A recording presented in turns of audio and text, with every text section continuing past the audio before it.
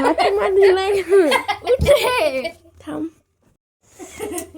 রাধে রাধে বন্ধুরা, তো সবাইকে জানাই গুড মর্নিং। তো আবার একটা নতুন ব্লগ নিয়ে তোমাদের সামনে চলে এসেছি। তো সকাল সকাল কিভাবে আমাকে টানা হিচড়া করে ঘুম থেকে তোলা হলো সেটা তো তোমরা সবাই দেখেই নিলে। আসলে আমি ওদেরকে বলেছিলাম যে আমাকে একটু ঘুম থেকে তুলে দিস তো, কারণ হচ্ছে যে আজকে সকালবেলা আমাদের একটা নাচের প্রোগ্রাম ছিল, তো তার জন্যই সকাল সকাল উঠতে হতো। তো ঘুম থেকে উঠে বিছানা গুছিয়ে ব্রাশ করতে করতে একটু বাইরের দিকে এসে দেখি যে এখন থেকেই সব লোকজন যাওয়া আসা শুরু করে দিয়েছে। আসলে প্রোগ্রামটা খুব একটা দূরে না, আমাদের বাড়ি থেকে পাশেই। পাশে একটা স্টেডিয়াম রয়েছে, সেই স্টেডিয়ামে প্রতি বছর প্রজাতন্ত্র দিবস পালন করা হয় খুব বড় করে। তো সেখানেই আজকে আমাদের প্রোগ্রাম ছিল।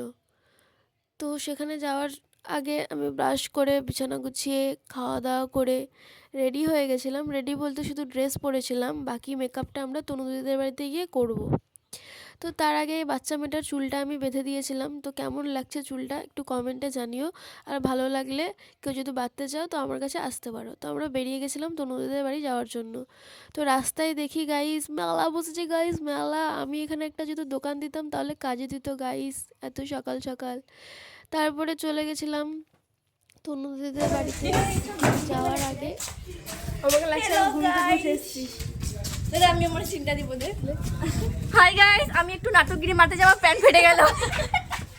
হ্যাঁ গাইস, সত্যি সত্যি ওর প্যান্ট ফেটে গেছে। ও এখন কি পরে নাচ করবে, ও অনেক টেনশনে আছে।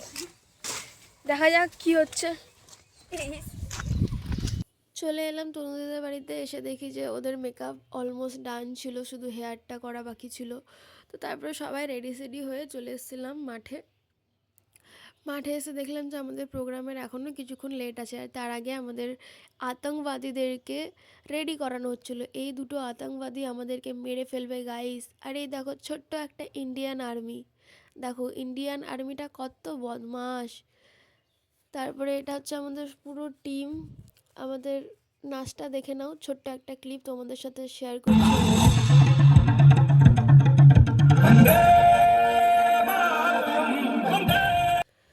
তারপরে নাচ হয়ে যাওয়ার পরে প্রাইজ নিয়ে ছবি তুলে টিফিন মেডেল সার্টিফিকেট সব কিছু নিয়ে আমরা বাড়ি যাচ্ছিলাম। তার আগে দেখি যে কার যেন ফোন হারিয়ে গেছে, তো এখানে ওটা নিয়ে একটা ঝামেলা চলছিল। তো সেখান থেকে ওইটা দেখে আমরাও বেরিয়ে গেছিলাম।